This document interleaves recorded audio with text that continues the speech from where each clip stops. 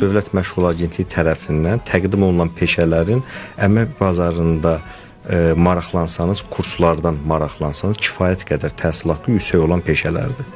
Və təhsil haqqı demək olar ki, Dövlət Məşğul Agentliyi tərəfindən ödənilir. Pulsuzdur. Bəli. Buna biz tam təqaüd də deyirik və ödənişsiz təhsil aldıqdan əlavədə təhsil aldığı müddətdə minimum əmək haqqının 50% qismində də həmin şəxslər təqaüd alırlar təhsil aldıqları müddətdə. İşə götürən tərəf sözsüz ki, istəyir ki, onun əməkdaşı ən yüksək göstəricilərə sahib olan bir əməkdaş olsun.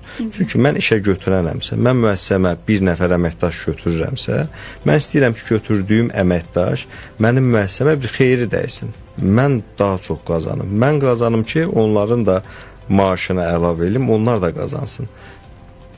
Biraz daha fərqli yanaşıram ki, izahım qarşı tərəfi qane edə bilir. Yenə fərqli bir yanaşma ilə deyim.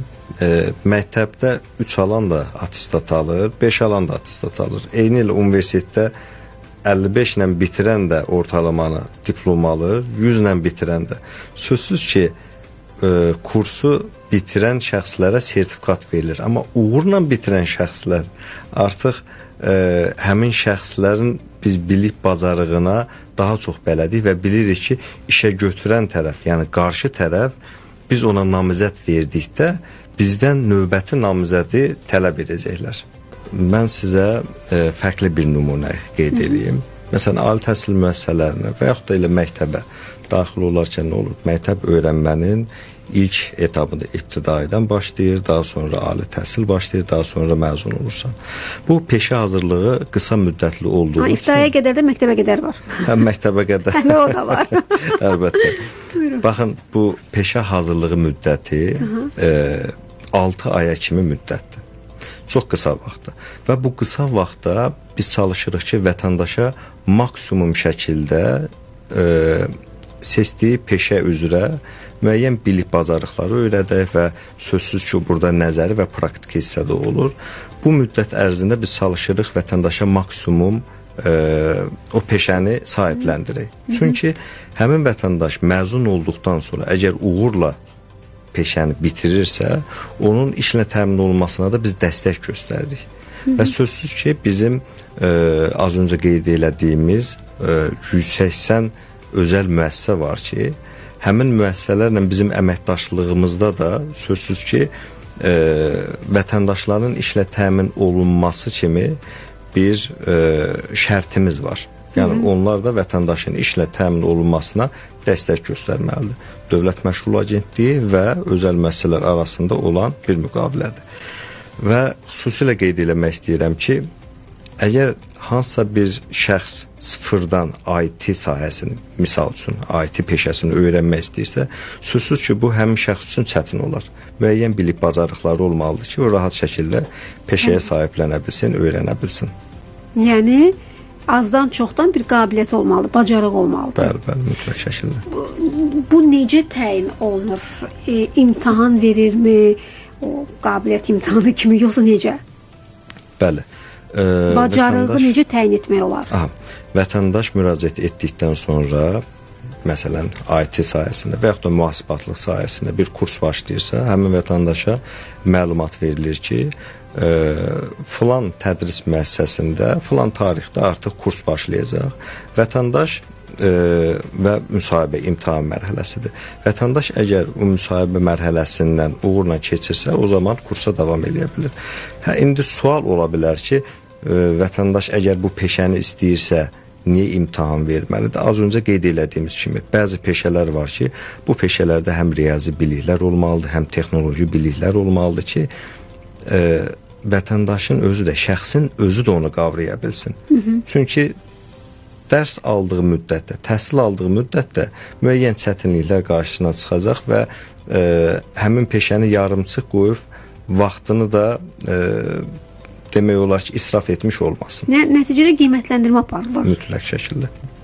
Ən çox bu peşələrə ali təhsil müəssisələrini bitirmiş məzunların müraciət etdiyinin biz şahid oluruq. Niyə? Çünki bildiyiniz kimi abituriyent olduğu vaxtlar bəzən ixtisas seçimində ya kifayət qədər bal toplamadıqları üçün fərqli ixtisasda təhsil alırlar və yaxud da ki, onlar kiminsə təkidindən fərqli bir ixtisas alırlar.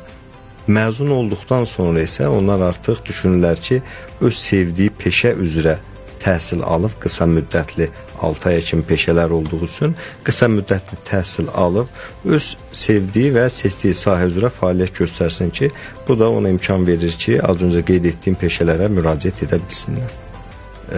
Hazırda düzdür, Dövlət Məşğulluq Agentliyinin nümayəndəsi kimi gəlmişəm.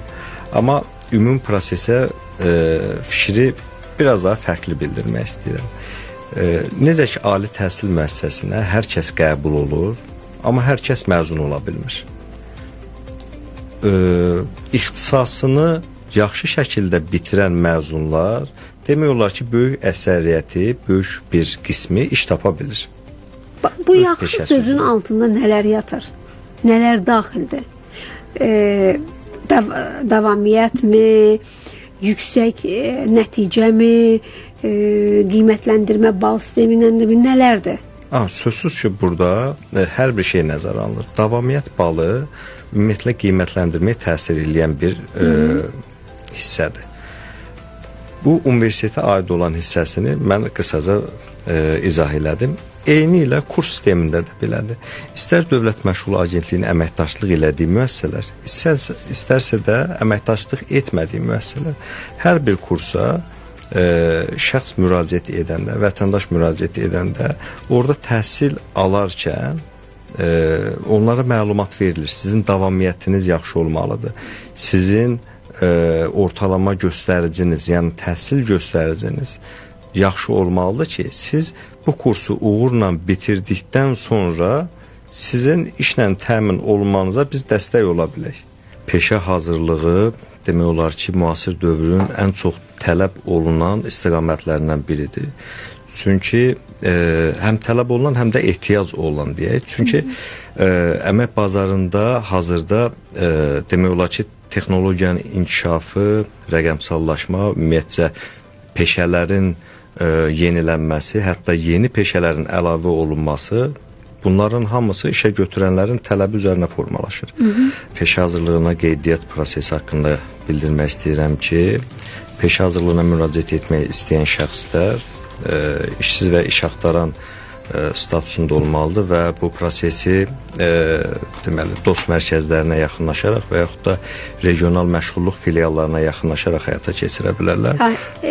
Heç yerdə işləməməlidir, birinci şərt budur. İşsiz və iş axtaran şəxslər. Bəli.